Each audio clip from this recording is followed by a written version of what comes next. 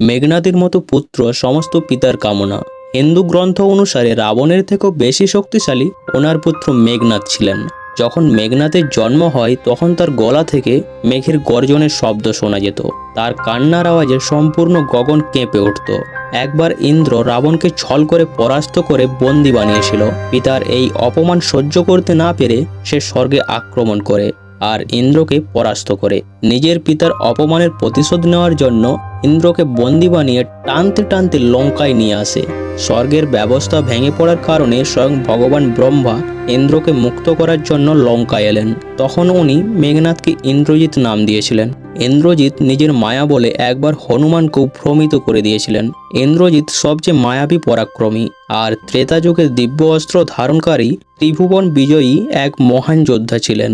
ত্রেতা যুগে শুধুমাত্র ভগবান রাম আর ইন্দ্রজিৎকেই মহান যোদ্ধা বলে উল্লেখ করা হয়েছে।